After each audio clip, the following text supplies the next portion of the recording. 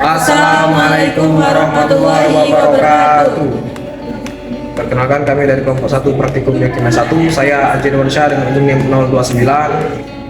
Saya Azhara Ramadhani Putri dengan ujung NIM 059. Saya Anissa dengan ujung NIM 011. Saya Dinita Nurlaini dengan NIM 057. Kami akan menjelaskan materi Praktikum Biokimia 1 yang berjudul Pengaruh pH terhadap reaksi enzimatik. Adapun tujuan pembelajaran dalam praktikum ini, mahasiswa mampu melakukan proses evaluasi diri terhadap kelompok kerja yang berada di bawah tanggung jawabnya dan mampu mengelola pembelajaran secara mandiri. Teori percobaan. Dalam percobaan mengenai pengaruh pH terhadap kerja enzim, dijelaskan bahwa setiap enzim bekerja paling efektif pada kondisi pH tertentu yang disebut pH optimum. Nah, jika pH lingkungan berubah terlalu tinggi atau terlalu rendah dari nilai optimum, maka struktur ruang enzim, terutama bagian sisi aktif yang berfungsi mengikat substrat, dapat mengalami perubahan. Kondisi ekstrim yang terlalu asam maupun basa dapat merusak ikatan-ikatan ionik dan hidrogen di dalam enzim, sehingga menurunkan aktivitasnya atau bahkan menyebabkan enzim kehilangan fungsi atau denaturasi. Oleh karena itu, kestabilan pH sangat berperan penting untuk menjaga agar reaksi enzim berlangsung dengan efisien dan hasil reaksi tetap optimal. Untuk alat dan bahan yang digunakan yaitu, untuk alatnya ada tabung reaksi, rak tabung reaksi, gelas ukur, gelas kimia, pipet tetes, penjepit tabung reaksi Erlenmeyer, cuvette, spektrofotometer. Dan juga untuk bahannya itu ada larutan enzim amilase, larutan NaCl 0,9%, larutan amilum 1%, larutan penyangga pH 4, pH 6, dan juga pH 8, larutan KiO3, dan juga larutan HCl 0,05N. Berikut adalah langkah percobaan pada praktikum ini. Langkah pertama, siapkan 5 tabung reaksi dengan tanda 0, 5, 10, 15, dan juga 20. Kemudian masukkan 15 ml buffer pH 4, 6, dan juga 8 ke dalam Erlenmeyer. Kemudian tambahkan 3 ml larutan amilum, kemudian tambahkan 6 ml larutan NaCl 0,9%. Kemudian inkubasi larutan yang di dalam Erlenmeyer pada suhu 38 derajat Celcius. Setelah itu, tambahkan 1 ml HCl 0,05N ke setiap tabung.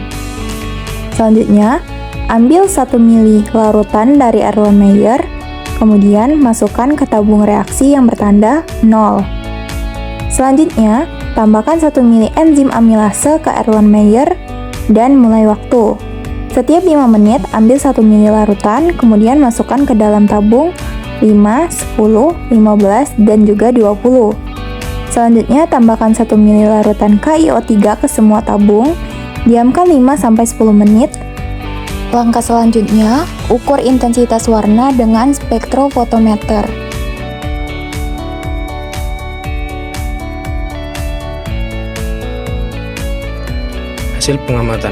Hasil pengamatan yang kami lakukan itu dengan pengukuran pH aktivasi enzim pada buffer pH 6 dan juga pada buffer pH 8, di mana kami menggunakan volume enzim 1 ml, volume HCl 1 ml, volume KiO3 1 ml, dan totalnya yaitu 3 ml.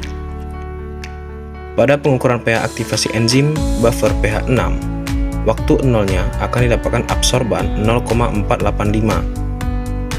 Pada waktu 5 akan didapat absorbannya 0,248. Pada waktu 10 absorban akan didapat yaitu 0,051. Pada waktu 15 akan didapat absorban 0,006, dan waktu 20 akan didapat absorban 0,001. Di mana persen substrat enzim yang akan didapat yaitu 0%, 50,51%, 89,48%, 98,76%, dan 99,79%. Sedangkan pada pengukuran pH aktivasi enzim pada buffer pH 8 akan didapat absorban 1,933 pada waktu 00, dan persen substratnya yaitu 0.